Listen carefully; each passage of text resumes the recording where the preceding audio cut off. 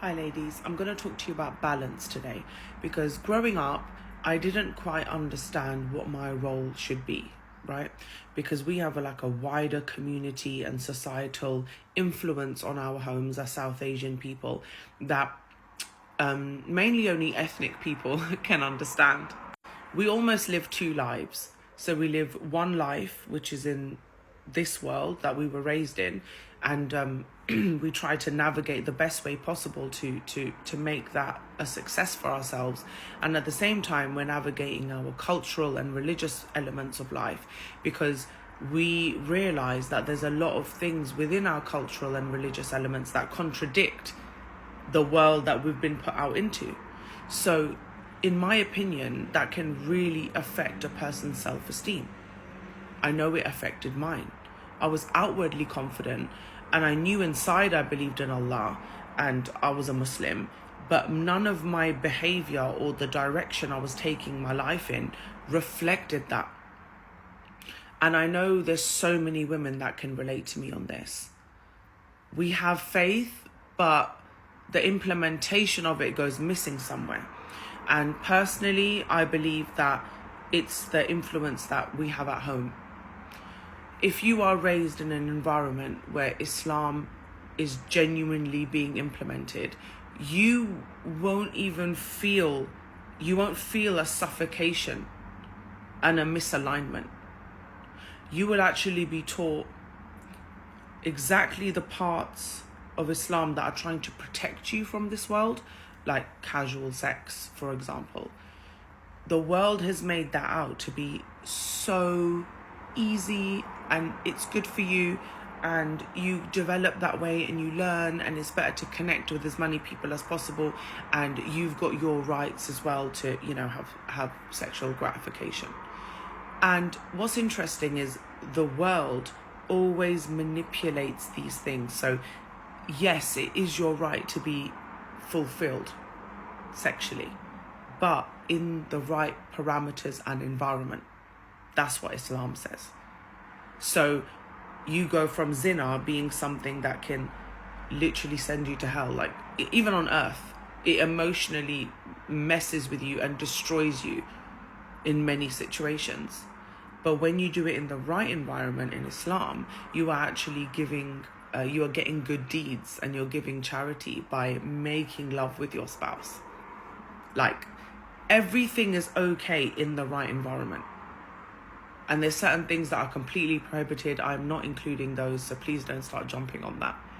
But the point being is, when we grow up in that contradictory environment and we're not sure, and then we've got hypocrites in our family, or maybe we can see active coercion going on by other people, and those are the people that are flying the banner of Islam and hiding behind it to cover their coercive or manipulative behavior.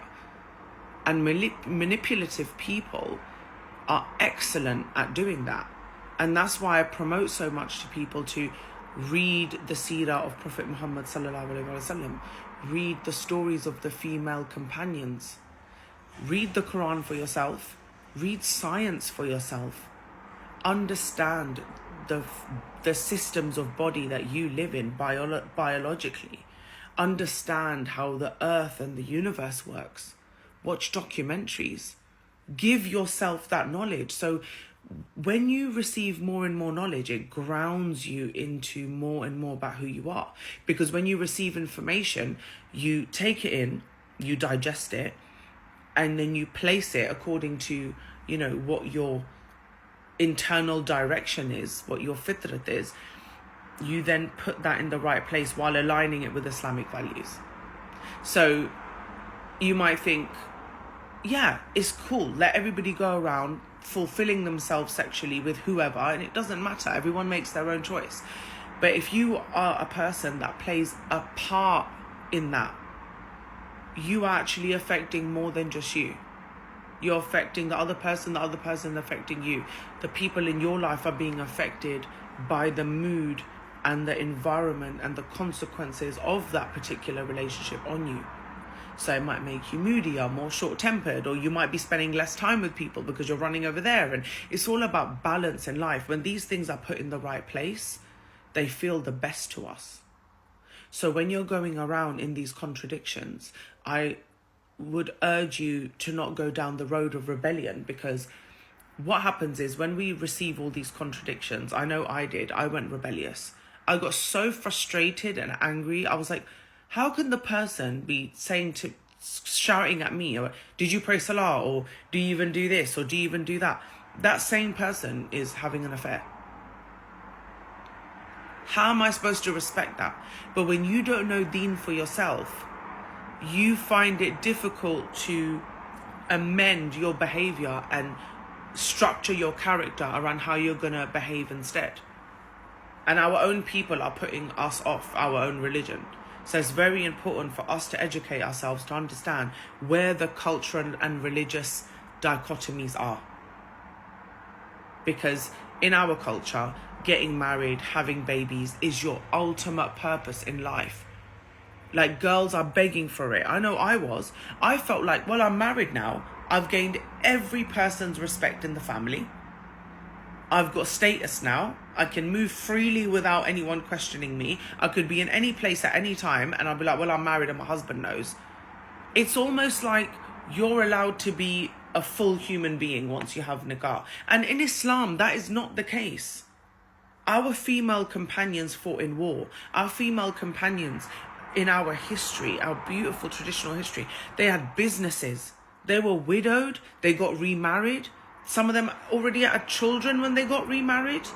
And when people say, oh no, they had men to do things for them, be realistic, sir. If you're married and you're running your life and you become a widow, does your uncles and your everyone, do they move in your house with you? No, they don't. You have to still live and operate independently. You still have to keep going because you don't have a mahram anymore. So our women, our Islam has been given to us through the cultural lens of marriage is the goal. Kids, just keep popping them out, even though, you might not even know what you want to do with them. It's all for love. So interesting. They put you in a cycle where you get no understanding and love. Then they say, if you get married and have kids, you'll get that, which is true. But what version of it do you get? You get a dirty, poisonous version of it because you've been starved of freedom and love. You look at your marriage as a gateway to freedom and liberation. Like, I can act however I want and do whatever I want because you don't know how it is human nature to rebel against the restrictions that are put on our soul. It's just human nature.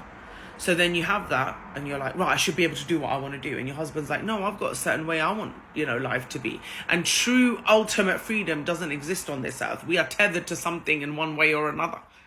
So that's false illusion. And then when you have your children, they're like, okay, you'll have your kids and that's, you'll experience pure love. True. But what kind of pure love do you experience? The pure love you experience for the first time ever. And you become so unhealthily attached. Some women become so unhealthily attached. They are the ones that end up being nightmare mother-in-laws. Because they're like, that's my man. That's the one man in my life that gave me that pure love. Because as families, as parents for the future, we need to ensure that our children are being taught the right deen so they can be mentally, emotionally and physically balanced. So they're not hungry when they go out in the world and get the wrong people attracted to them. But in our community, most of the time, attracting anyone is job done. Get married, no matter who he is or what is going on. Or just look at his money. Don't look at this. Balance, ladies, balance. Islam will teach all of us, inshallah ta'ala, balance in how we're operating and moving forward in life. But if you don't untie the religious and cultural contradictions for yourself by educating yourself in deen, read books, now we have YouTube videos, we have Audible, whatever way of learning is good for you, wherever you want to start, just start.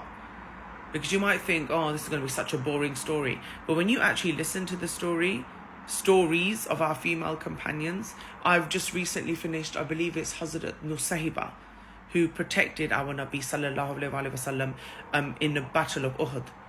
With her sword. Not her gentleness, not her cuteness, with her sword.